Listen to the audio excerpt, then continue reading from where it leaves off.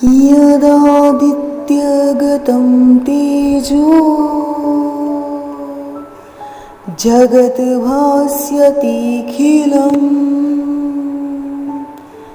यच्चन्द्रमसि यच्चाग्नो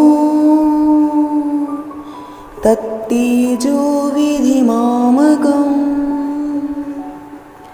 तत्तेजो विधिमामकम्।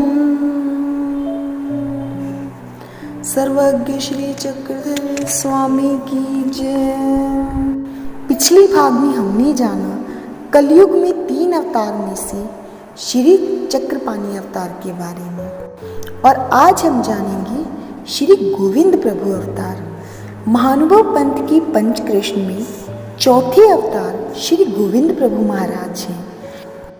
श्री गोविंद प्रभु जी ने काटसुरा नामक गांव में माता निमाइसा और पिता अनंत नायक को निमित्त कर अवतार स्वीकार किया।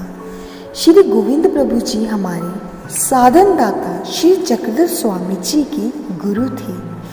श्री प्रभु जी का वेश और व्यक्तित्व कुछ निराला ही था।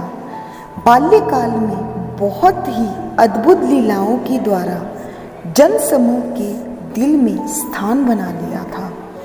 श्री प्रभु जी की वेशभूषा की एक झलक देखते हैं। यह वेश श्री प्रभु बाबा के वृद्धाप्य काल का है। श्री प्रभु बाबा जी के एक पाँव में एक पाजेब जैसा अलंकार, गले में माला, सफेद दाढ़ी जो कि नाभि को छू रही है, श्याम गौर वर्ण की मूर्ति है। आकाश की ओर देखते और प्रसन्न होकर छोटे बच्चों की तरह भागते थे। श्री गोविंद प्रभु जी ने श्री चक्रपाणि महाराज जी को निमित्त कर द्वारका में गोमती नदी के किनारे ज्ञान शक्ति का स्वीकार किया। परावर शक्ति का स्वीकार कर केवल पर शक्ति के ही कार्य किए। ज्ञान शक्ति का स्वीकार कर श्री प्रभु जी ने कड़कड़ित वैराग्य को स्वीकार किया। प्रतिदिन भिक्षा, ब्रह्मचर्य का पालन, अनासक्त वृत्ति, सबके साथ समभाव, इन सारे गुणों को भी स्वीकार किया। श्री गोविंद प्रभु महाराज जी पूर्ण पर ब्रह्म ईश्वर के अवतार थे। इसके विषय में एक पुराण प्रसिद्ध कथा भी है। द्राविड़ देश में रहने वाला एक ब्राह्मण था। द्राविड़ तमिलनाडु का प्राचीन नाम है। उसने भविष्य पुराण एक मत के अनुसार कल्प नामक ग्रंथ में पढ़ा कि विंध्य पर्वत की तलपटी में रिद्धपुर नामक गांव में एक ईश्वर अवतार अवतरित हुए हैं। वह ब्राह्मण सोचता है कि यह शास्त्र सत्य है या मिथ्या। चलो इसका निरीक्षण किया जाए। वह ब्राह्मण अपने परिवार सहित रिद्धपुर के लिए प्रस्थान करता है। भगवान को ढूंढते ढूंढते वह रिद्धपुर प्रांत में पहुंचता है।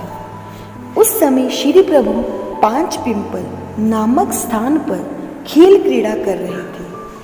जो जो उस शास्त्र में बताया गया था वह ब्राह्मण सारी निशानियों को परखता है। वह ब्राह्मण श्री प्रभु से प्रश्न करता है कि आप कौन हैं? इस पर श्री प्रभु बाबा संस्कृत में श्लोक का उच्चारण करते हैं कि ना तो मैं मनुष्य हूँ और ना ही कोई देवता, ना यक्ष हूँ, ना ब्राह्मण, ना क्षत्रिय, ना वैश्य और ना ही शूद्र हूँ। ना तो मैं ब्रह्मचारी हूँ, ना गृहस्थी हूँ, ना ही कोई वनस्थ और ना ही मैं कोई भिक्षुक हूँ। मैं तो अपने आप में बुद्धमय स्वरूप हूँ। प्रस्तुत श्लोक शंकराचार्य जी की दिग्विजय के समय रास्ते में मिलने वाले बालकों द्वारा बोला गया था। इस श्लोक को सुनकर वह ब्राह्मण श्री प्रभु बाबा जी को साष्टांग दंडवत प्रणाम करता है और अपनी पत्नी और बच्चों को भी दंडवत करने के लिए कहता है। उस ब्राह्मण ने श्री प्रभु बाबा के श्री चरणों को निर्मल जल से धोया और श्री चरणों पर तुलसी चढ़ाई और अपनी भाषा में श्री प्रभु बाबा की स्तुति की और अपने आप को धन्य माना। वह प्रसन्न होकर कहता है कि आज मेरा शास्त्र का अभ्यास सार्थक हो गया, जो ईश्वर के मुझे दर्शन हो गए। इसके पश्चात उस ब्राह्मण ने श्री गोविंद प्रभु को भोजन भी करवाया। इस प्रकार श्री गोविंद प्रभु महाराज जी ने 125 वर्ष तक राज्य किया। आज के लिए केवल इतना ही। मैं पुनः आपकी सेवा में उपस्थित होंगी अगले भाग में।